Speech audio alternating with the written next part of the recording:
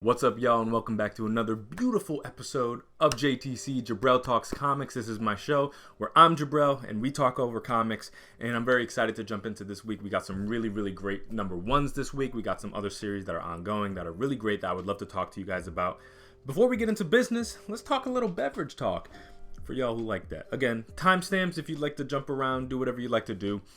We are starting today with a mixture. It's two things going on right now. We got a Nespresso. I'm not a super Nespresso pod guy. I do have that Virtuoso machine joint. My girl used to use it all the time. She doesn't really drink coffee like that no more. So it's really we just have a whole bunch of pods sitting there. So I was like, you know what?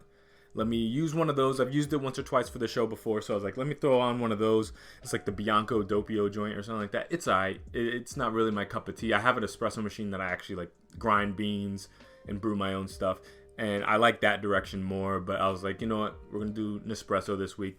And what I did was I kind of like makeshifted a pumpkin spice, because I tend to not like pumpkin spice syrups. Like either it's like too heavy on the allspice and not enough pumpkin, or it's like pure sweet pumpkin and no spices. Like I always have trouble with the balance here, at least with this seasoning. And then basically what I took was like the pumpkin pie seasoning that you'll like use for like baking or whatever, and I just a little bit on that with some brown sugar, mixed it up, so you get the sweetness of the brown sugar. It's molassesy, but then you get the spice from the pumpkin pie spice seasoning. The only issue is that you're missing the pumpkin flavor. Yeah, that's not in there, but it gets the spice ratio right. It got the sweetness right, and so I made myself a little. It's technically not a PSL, but it's got that vibe. Let's give it a little sample. It's not bad. I like it quite a bit. I used to do it all the time, and then like I stopped doing it for a while. So that's that. That's what we're drinking today. I'm excited to get started. So we have 6 issues today in my poll list. So let's just get started. X-Men number 27. We're on a little bit of a run here with X-Men. Jerry Duggan's really been doing his thing since Fall of X. 27 continues to be another great issue. I think he's kind of like on a 3-issue run now since Fall of X that have been absolute banger issues. If you notice here, we have like a 1990, 1991, I forget exactly when the Adjectiveless X-Men came out, homage variant here for I guess the 60th anniversary of X-Men. So I was very excited to be able to pick up this variant. I think it looks beautiful. I don't think it's a wraparound cover, so yeah, it just says X-Men on the back, unfortunately, but I do think that there's a wraparound X-Men cover coming for a future issue, a variant that I ordered just recently, so I'm excited for this one. But yeah, Kitty Pryde is still doing her thing out there, and just overall, this is basically the breaking out of the mutants that have been captured so far. If you keep in mind, there's 2 major mutants that we knew about, one being captured, and then the other one we actually haven't thought about in a while. So they have Juggernaut. As you know, Juggernaut was part of the latest X-Men team that was revealed during the Hellfire Gala. That was intercepted by Orcus, and Nimrod kind of crashed through and wiped everybody out. And Juggernaut was amongst those people. He seems to be doing okay. And so they went to go free him, but it was a whole thing where she saw Cyclops there, which again we knew about him being captured by Orcus, but it seems that his body was like kind of bugged and booby trapped. So it's a tricky situation that they're in right now, but overall, I like this kind of Ronin Shadowcat return thing that we're doing, and they're kind of continuing on that line. It's cool to see that we do have this kind of underground resistance X-Men team led by like Sync and Talon, and you have Miss Marvel and them. So overall, I'm digging it. I like what they're doing with all the restored Hellfire Club stuff and the Black King and all that. So I'm excited to see where this series is going. Very much liking it. Set that to the side. Next one, Immortal X-Men number 16. And this one picked up in a very interesting place. If you don't remember, Nowhere, No When, you have Mother Righteous working with the mutants to kind of protect them. And if you know anything about Mother Righteous, you know that she's certainly leveraging this situation as much as possible to gain as much control of what little of mutantdom she doesn't control at this point. All of them effectively have thanked her in some capacity, and we know that kind of grants her some kind of control over them. She hasn't really manifested it yet, so we don't know what that actually looks like when she kind of mobilizes everything. So we'll see about that. But as you know, she kind of brought the island from the Pacific into Nowhere No When, and they're kind of surviving the best that they can, and they're kind of dealing with the onslaught of these kind of these Logan clones. And then you have this version, it's like a cloned version of Apocalypse. So if you've been paying close attention to the X-Men stuff, you know that Apocalypse is working on making his reappearance through X-Men Red. That's the Al Ewing title. This is Kieran Gillen. So right now we're dealing with weird clone stuff. I'm not 100% sure where they're going.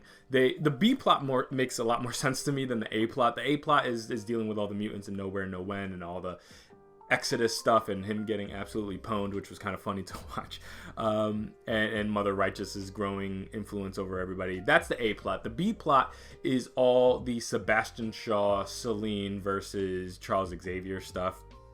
And there was an interesting moment where they're kind of facing off against each other, and they do kind of strike a deal, which was interesting, seeing Charles being willing to effectively work with the devil, which again, this is not the first time in this era he's done that. If you have read this era thoroughly, you know that even getting Sebastian Shaw to play ball with them, you kind of have to like make these backroom deals. They've been making backroom deals since the beginning of the Krakoa era, so that was unsurprising. But there was an interesting moment I noticed where, and obviously there are complexities between Sebastian Shaw and Selene's relationship. We knew that wasn't going to last, so that is what it is. But I was perplexed by one panel where they talk about what I imagine would be the reference to the slaughter of those Orcus agents that made it onto the island, and he wasn't able to kind of stave them off with his projections of monsters being on Krakoa because they had psi blockers on.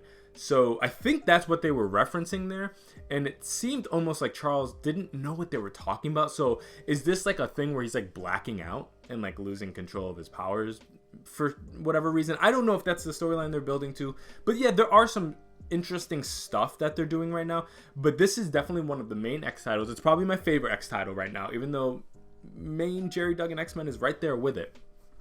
I would say, though, this is the first time in Immortal X-Men's history where I don't have a clear vision for what they're even doing anymore. So I'm going to keep reading it. Again, I love this series, but I am curious to see because a lot of the anti-Orcus resistance that's going to lead to, now we know, the rise and fall of the House of X, all that stuff that they kind of talked about at New York Comic Con, or they're going to talk about at New York Comic Con.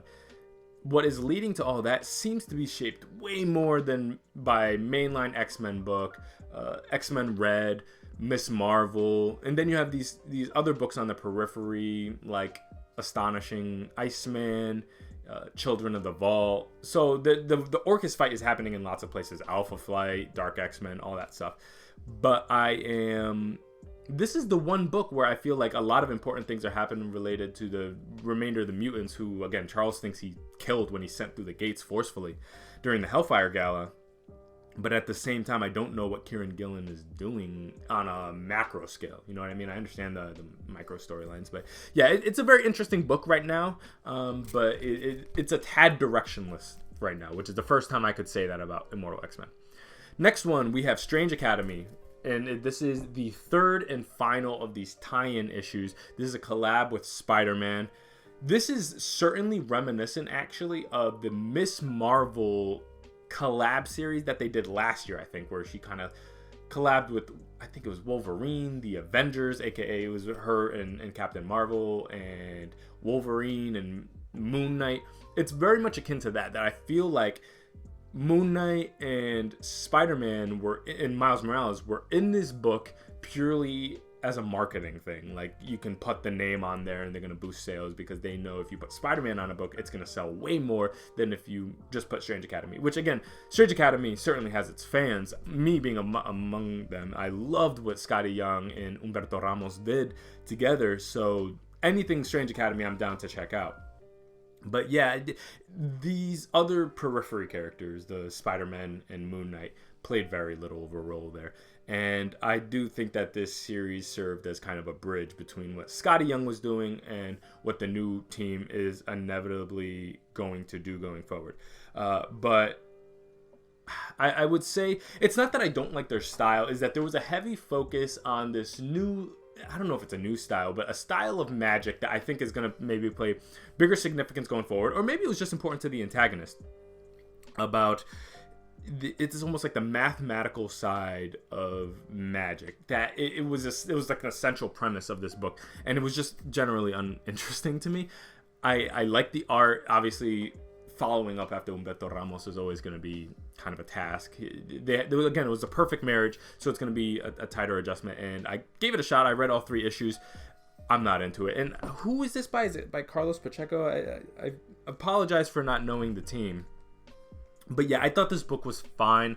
It was probably my favorite of the 3 issues. It is nice to be able to see, Doyle Dormammu and all of them kind of floating around. But at the same time, it wasn't really doing it for me. And I don't see a lot of people talking about this because maybe it's because it's not the mainline Strange Academy book. So for their sake, I hope that the next run spices things up again. Maybe you get them back on campus. At the end of this book, you get one of the teachers trying to resign and the students kind of overwhelmingly supporting her. So it's very clear that another volume of Strange Academy is coming. The first one was incredibly popular, but I don't know if I'm on board with the direction that they're going. But the good thing is I feel like the core fundamentals that kind of shape whether this is going to be a good book or not, I feel like is there. The characterization, the voice for the characters and stuff like that is all there. So I want to pull up the team for this book because I want to make sure we understand what they're doing here. So because I'm pretty sure that the team that worked on this is probably going to be the team that worked. So it's Carlos Hernandez. Sorry, I messed up his last name. And then the new artist is Vasco Georgiev. I think the art is fine. And the writing is just, I don't know. I think it's just the premise, the antagonist, all of it was just generally uninteresting to me. So we'll see where it goes. But I'm glad to have checked it out. And the good thing at the very least is that I got 3 connecting variants by Humberto Ramos that is just a nice kind of collector's item. So that's cool.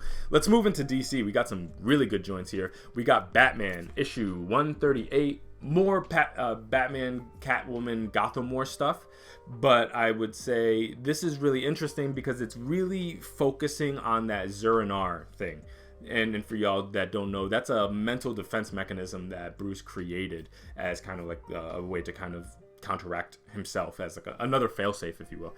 And so we're dealing with that, and the open question is this Bruce acting or is this Zur-En-Arrh? And I think the answer is not clear. I see a lot of people debating about it. I don't get the sense that it's any one direction. I feel like it's a hybrid of the two, to be honest with you. There is a moral side of this quandary that I think is very much Bruce.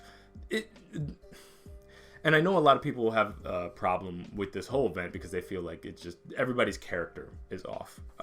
I am not worried about it as much as that. Do I feel like Batman would be so against any sort of nuance when it comes to crime prevention and stuff like that? No, I do think he would have a more nuanced understanding and a more comprehensive understanding, and at the very least take the time to understand how Selina's methods yielded such successful results. But regardless of that, a lot of what Selina built has been effectively co-opted by Vandal Savage and his return, and the fact that one of the people that Selina was working directly with was Scandal Savage, or Vandal Savage's daughter. So it's all up in the air now anyways. And then also we have to address everything that happened with Red Hood and the fact that he was effectively going to get recruited by Vandal Savage, but Bruce made him have like this fear response, and I think he kind of injected some kind of chemical into him or something like that.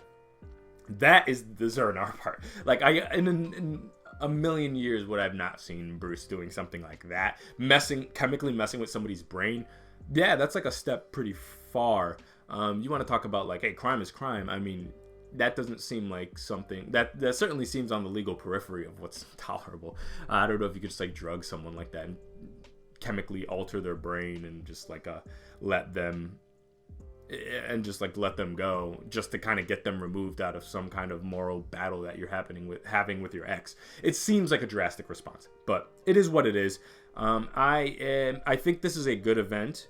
I am surprised with how drastic it's gotten in terms of the Bat family and fighting stuff. I really did think it was going to be a Batman and Catwoman kind of quandary, and you have her side with Dario and Aiko and all of them, who, you know, Dario and Aiko have played a very minimal role, if any, in this event. So it's very much a Selena and all the ex-henchmen stuff, and then Scandal Savage versus Batman, and then maybe the Bat fam stays out of it, or maybe they back him up. But I was one thing very surprised to see them take a very like hands-off approach to it, with exception for Jason, who directly kind of contributed to helping Catwoman.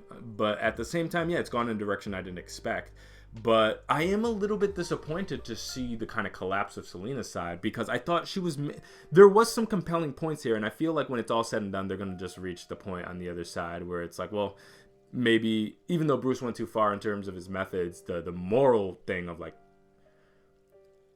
almost forced redistribution of wealth is not going to be something that they're going to explore at all. And I understand that that's kind of a inherently political issue or economic issue, but I was really hoping that they landed in a place to really analyze the argument and acknowledge and I'm not asking them to both sides it necessarily, or, you know, take a look at the pros and cons of every single point. But at the same time, Selena yielded great results, and I think that is worth examining. And then maybe we land in a place of like Bruce being like, actually, maybe I do need to change my methods a lot. And I'm not expecting them to make a decision that fundamentally changes the way that Batman operates, because new writers are going to jump in and they're going to have him beating people up in alleys again. But at the same time, I feel like it's all going to get to a point where Selena's side is fully co-opted by Vandal Savage. It becomes more of a Bruce versus Vandal Savage thing. She needs to help Bruce to kind of get everything back, his house back, get the henchmen out from under his control, and then it becomes a Batman was right all along type of situation, because look, you didn't have a firm handle, and these people are just gravitate towards the worst of humanity, or whatever the argument is. I'm worried it's going to go in that direction. We'll see. This is a Chip Zdarsky and Tini Howard joint, and they both have, I think, different visions for these characters, and I think they both understand the voices of their characters quite well, despite some people disagreeing with that. But overall, I thought this was a great issue. I love this Del Otto variant. I'm pretty much getting all the Del Otto Batman variants, so I'm pretty happy about this. But yeah, this is good Batman stuff. Next up, we have Poison Ivy number 15, and we kind of have like a one-off kind of episodic type situation here. They kind of introduced these new antagonists and kind of addressed them as it is, and this is a guy who was basically cutting corners in a construction zone and was kind of overtaken by his own almost criminal negligence, and so she faces off against him, and there's lots of similarities between the two of them. The art continues to be beautiful. I love this series. It's another one where I don't necessarily know exactly where they're going on a macro level, if they're going anywhere on a macro level. There are larger storylines that I want them to address more, specifically the interesting relationship between Pam, Harley, and Janet, I think is very interesting. They kind of dive in and dive out of that, but G. Willow Wilson, an amazing writer. I have immense faith in what they're doing with this series. I love this Sozomaika variant I got. I almost wasn't able to get this variant because for some reason, when I ordered it at my LCS, it didn't seem to have like gone through the system, and I was just kind of grabbed the default cover A, and I've pretty much gotten variants for this series since it began. I have like maybe 2 or 3 issues from early on that I got just cover A's, because I wasn't actually getting it pulled. I was just grabbing them off the shelf and hoping I can get a variant, because I didn't really have a pull list like that, or I wasn't putting in orders. But I get variants now, so I'm glad to be able to get this. This variant is absolutely gorgeous. It was tough because it was between this and a Nakayama variant, and DNA covers, man, I'm always down for, but I ended up going for this one because I felt like there's going to be upcoming DNA variants, and I'll be able to get them then. And this one was very unique and dark and great for October. You know, we're in Halloween season here, so yeah, overall, I thought this was a really, really solid issue. I'm very excited to see what G. Willow Wilson's going to be doing going forward and see if there's any kind of bleed over into what's happening with Harley. So, yeah, great stuff here. And then lastly, we have the 6th and final issue of Peacemaker Tries Hard. And this is another movie variant. And I loved the way the series ended. This was a great issue. It kind of had a nice climax with the Red Bee character. It was hilarious. The main question I always had, even from the beginning of the series, is it seems so much like Cena's take on Cena and James Gunn's take on Peacemaker that I always wondered, like, is this in that universe? I think it is. It doesn't really matter that much on a continuity front, but there are characters that didn't make full appearances. I don't think like Vigilante was there and stuff like that, but overall, yeah, I loved the series. It was so funny. I love that it never took itself too seriously. I love the kind of teen Deathstroke thing that they were doing at the end, and it kind of brought everybody together. Had a little party where people actually showed up, and Waller was there, and I just liked what they were doing. And I think the writer, this team really understands this kind of newer take on Peacemaker, and having great action, and you got like this wrecking crew that kind of shows up and they kind of deal with it. It's just a really fun series. I felt like it went super under the radar, and I'm pretty sure this is a Black Label book too, right? Yeah, it is. So it's a Black Label book that a lot of people don't talk about, and you know that I think there's a lot of focus on the more Batman side and stuff like that. But this is a super underrated book. The only downside is when it's a Black Label book, man, I want it prestige. Like, I want prestige format books, and I would have loved to read it in that format. But yeah, they did a great job with this. But let's keep it moving, man. We have What Else I Read. We got a couple books here. We're gonna go back into. We're gonna stay in DC World for a second here. We have Shazam number 4. This is continuing the storyline where Shazam's powers are being co-opted by the other gods, basically. So it's not just Solomon kind of or the wizard Shazam kind of controlling his powers, and so he's out of control there.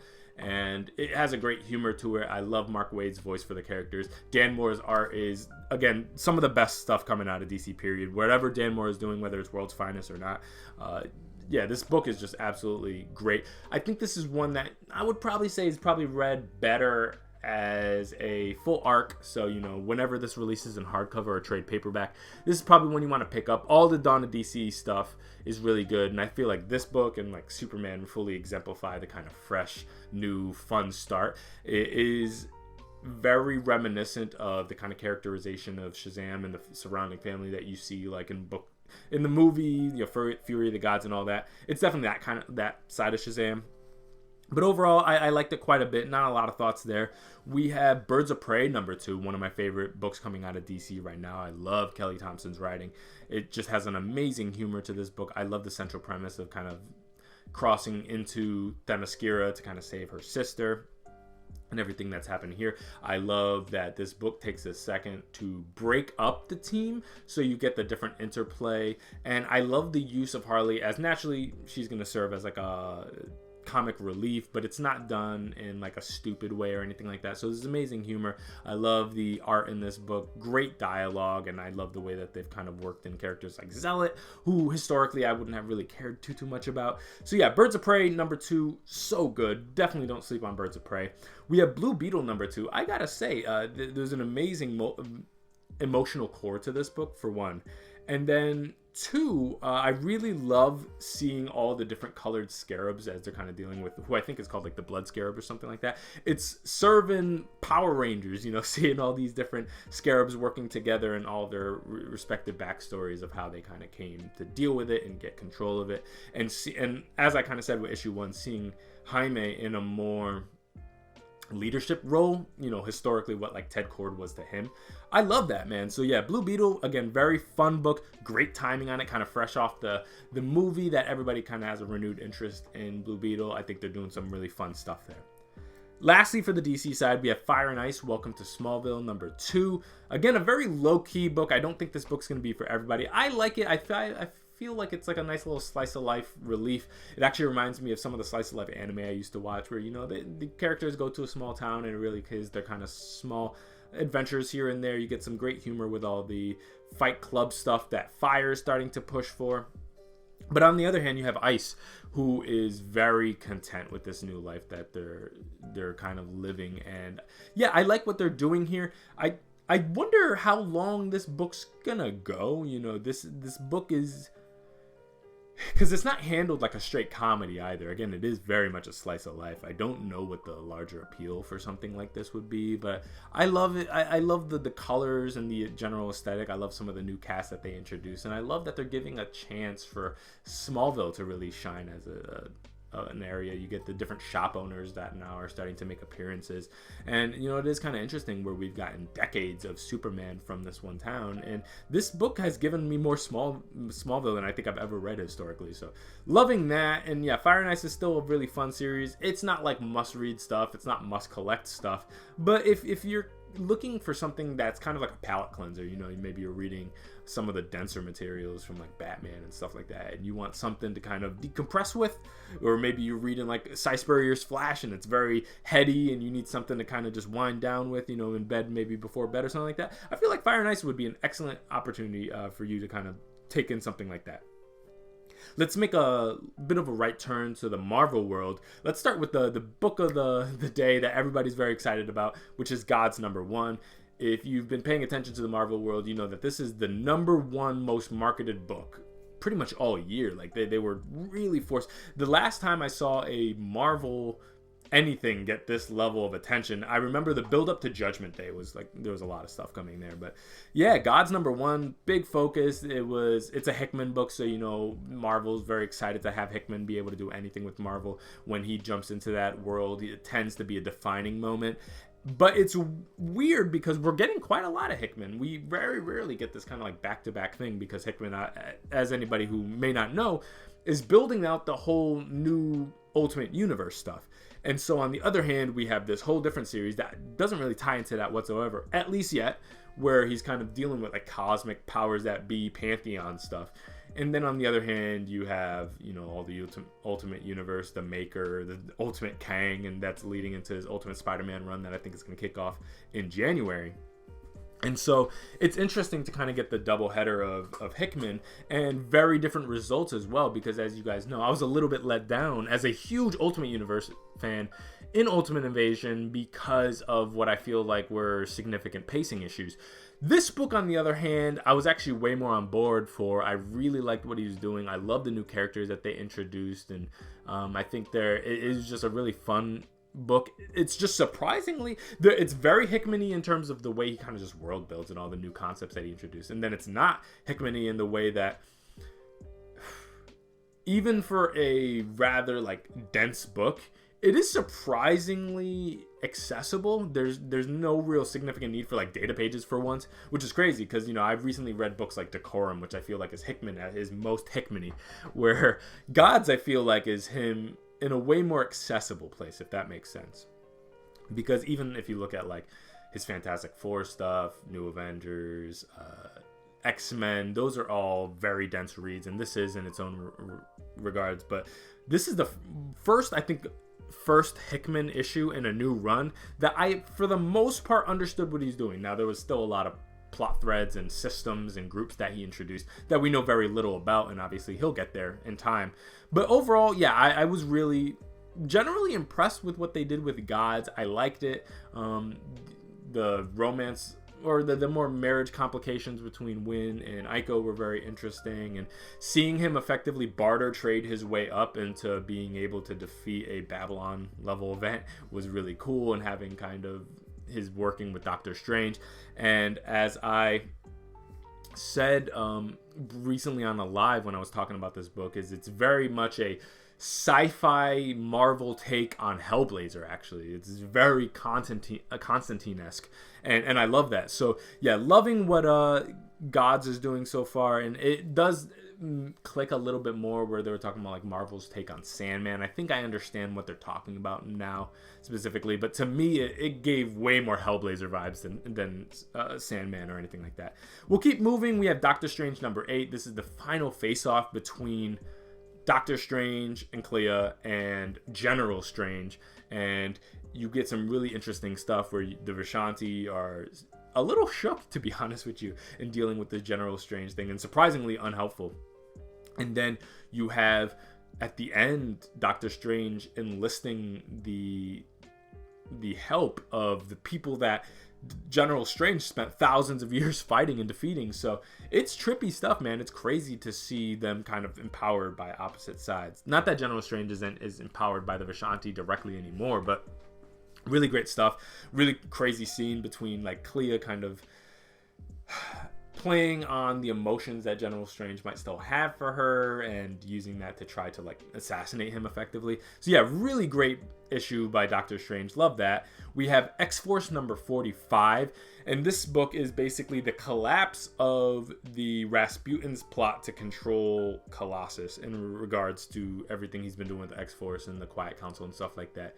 You have the mutant that's been chronicling everything and kind of dictating the actions of Colossus, while now enlisting this new Orcus agent that is the new character that they're controlling as a way to, I guess, gain control and infiltrate Orcus. Specifically, we're talking about Mikhail Rasputin, I believe. Sorry if I'm mispronouncing that, but Colossus's brother, and the Chronicler, I believe is his name, but sorry if I'm wrong there, utilizes his powers to kill Rasputin, which kind of breaks out all the rest of X-Force and then frees Colossus as the Chronicler has killed himself. So a lot of quick movements. It was a very quick read. Again, it focused predominantly on the relationship between the Rasputin plot specifically and what it's going to look like when Colossus is finally kind of set free. I'm curious to see what happens now that, you know, X-Force is free. Colossus, it seems to be free now, but is gonna become very soon aware of everything that happened while he was under control. I've always been kind of confused specifically about how aware and sentient is Colossus in relation to everything he's been doing. Like, I know obviously he can't control it, but like, how much is he aware of? I don't know. So yeah, X-Force 45, not bad. I'm curious to see, especially with the collapse of the Quiet Council and the fact that Colossus can't really do anything there anymore, and X-Force is in shambles. Beast is gone. Krakoa is wiped out. Like, what do they do now? I don't know. Interesting. We have Ghost Rider Annual number 1, and this is a cool face-off between it's a crossover between everything that's been happening with Ghost Rider. You have Elsa Bloodstone, who is fresh out of the Werewolf by Night special one-shot. That was really, really fun. I loved reading that with, you know, her and Jack Russell and stuff like that. So you have Elsa Bloodstone coming in here, and then them facing off against the Hood, where the last time we saw him was Mary Jane and Black Cat, and it was handled way more comedically. And I think this is actually, if you don't remember, this is the Mary Jane and Black Cat collab special one-shot that they did. Not the newest one. The newest one is a dark web tie-in. It's related to her jackpot powers and them going to limbo and everything that was happening in the little Inferno Part 2 Madeline Pryor chasm nonsense that they were doing. And that was a fun series. I liked that series. I believe it was Jed McKay written, and so is this one. It's like Jed McKay, CF Villa doing art and stuff like that. This is harkening back to that first special where they kind of like, you know, swapped suits. You know, you had Mary Jane in the Black Cat suit, and this was during the Beyond era. I believe that was the last time we saw the Hood. So we got some really fun stuff here. It was nice to be able to see Elsa Bloodstone and Ghost Rider work together. I was surprised to see that. I could have sworn there was an annual for Ghost Rider not too long ago, but I guess they just missed the Contest of Chaos not too long ago. So not bad at all. I liked it. It was really fun. This reminds me that we're kind of in a little bit of a Werewolf by Night resurgence here with the Bloodstones and stuff like that. I'm hoping it leads to an ongoing series because I'm really loving that, and we could use like a consistent kind of campy horror series because we don't have a lot of that from Marvel right now. So I'm hoping, fingers crossed, that this is kind of another step in that direction. And Ghost Rider continues to be also a very fun series also. And then lastly for this week that I read, I have Transformers number 1, written and I believe drawn by Daniel Warren Johnson, who is just an incredible talent. The first thing I read by them was Wonder Woman Dead Earth, then I read Do a Powerbomb, and here we are with Transformers. And I haven't read anything Transformers previously. This is from, I believe, Skybound, so that's kind of Robert Kirkman's imprint over there at Image. And overall, I would say that this is actually quite good. I liked it quite a bit. was surprisingly action-packed. It kind of threw you into everything pretty quickly. So I understand the different factions that exist in the Transformers universe between the Autobots and the Decepticons, but they kind of throw you into something that seemed like an ongoing struggle already, but for some reason they were already dormant. And we get clues into some things that happened in the past that, and I don't know if this is referencing a previous era of like Transformers comics, or is this just a fresh take and they're going to answer those questions later? I don't know. This doesn't seem like an alternate origin or anything like that, but it's interesting where I believe it's Starscream who is in control of the Decepticons currently, and he doesn't want Megatron. He doesn't want Megatron referenced. So something happened there in the past. You have the Optimus and Optimus Prime kind of there, and they're fighting over their lack of like Energon to kind of get off of Earth or something like that. So again, a lot of plot threads going on right now, a lot of great action. The art is beautiful. I love the 80s kind of retro look of the Transformers, so they didn't try to like modernize the kind of aesthetic at all. It is very boxy in the way that I like my Transformers to look. So looks great. It was crazy to see at least the body of Bumblebee be kind of executed off a rip. It was crazy stuff. So yeah, Transformers #1, really great read. Highly recommend you guys check it out. I don't fully 100% understand everything that's happening in it, but I would imagine over time I'll kind of get my questions answered. So pick of the week, we read a lot this week, a lot of great stuff, but I'm definitely going to go with God's #1, no doubt about it. It was just, I just am glad that Hickman was able to stick the landing on one. He's one of my favorite writers, no doubt, and I think he has a really high batting average, but coming off of Ultimate Invasion, I wasn't sure what he was going to do here, and if it was going to be able to live up to all the hype. Do I still think it was like over marketed? Yeah, probably. Do I think the single page spreads throughout a whole bunch of books for the longest in something that was relatively incomprehensible at the time because we had no frame of reference of what these pages were even about? Was that necessary? Hell no. But at the same time, and is this book way too expensive? Absolutely. You know, that Hickman tax is really hitting. Marvel cut it out. But at the same time, I think what we did get in that, 60-something pages, I thought was actually really, really solid stuff. So yeah, God's #1, definitely my pick of the week. And now we're just going to transition on the latter half of the show into my reading recs for next week. So we got a lot of great books coming.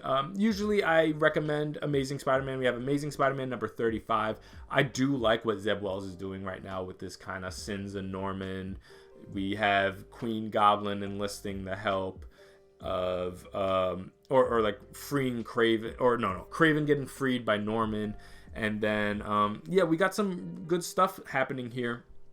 I'm curious how all of this is gonna either wrap or maybe get sidelined for all the gang war stuff that I know is coming. That's like my #1 question, but we're definitely getting more Goblin stuff if you look at the cover for this book. But I like it generally. It's goofy. I don't take it too seriously. There have been some previews where you see, I guess, Peter and Mary Jane with their jackpot powers facing off, and the dialogue is very goofy and clunky. But I again, it's like, it's campy. I'm not trying to take it too seriously. I appreciate Zeb Wells just going for something goofy. We've gotten so much kind of straightforward, regular street level Spider-Man stuff. You got Miles going if you want something more straightforward. Go for it. Swing for the fences. See what sticks. I'm not mad at it. So yeah, Amazing Spider-Man 35, recommended. We have X-Men Red #16, one of the best X-Men books to consistently come out. You have the children of Genesis and Apocalypse making their appearance in Arakko, so the war there is going to be intensifying, you would imagine. This is all leading to the inevitable return of Apocalypse, which the FOC is just up for, so I think that's the next issue that's coming out, not this one. So it's going to be X-Men Red 17 that I think Apocalypse is probably going to make his reappearance in, but we're still leading up to, I think everybody's very excited to see him, but we're also excited to see kind of what happens with this war that's happening on Arakko. It's a civil war, literally. The circle is completely shattered, and Genesis has seized complete control. Storm has like people like the Fisherman working on her behalf, but things are looking pretty dire. And this is all under the same thing of everything that's happened with the kind of collapse of Krakoa and the mutant civilization there on Earth, and a whole bunch of mutants are also on Arakko. And interestingly enough, X-Men Red has addressed that very little, so I would imagine Ewing is probably going to go into that territory at some point to be like, hey, there is other than the Civil War that's going on, there's this influx of mutants that we have to like address in some capacity. We have Avengers number 6. I am looking forward to this book, but I'm really hoping that we kind of wrap this initial battle. We got the Impossible City and its sentience and being corrupted by this group of people that they've been fighting. It's cool, but it's a book that like I am certainly optimistic for because I have so much faith in Jed MacKay. Like, he's such an incredibly talented writer, so I have no doubt that this is going to be a great run, but I think it's still getting its momentum. Blade number 4, Hill is killing it. Love the art on this. I love this kind of interesting story where they're kind of protecting and escorting this one girl, and then going after, I guess, like Lucifer's sword next. I think that's the direction they're going next. So yeah, Blade number 4, great stuff. Big one, Superior Spider-Man Returns number 1, also written by Dan Slott. This is not the series, this is a one-shot book, so just keep an eye out for this one. If you're into Superior Spider-Man in any capacity, this might be one you want to jump into, especially if you love that original Dan Slott run.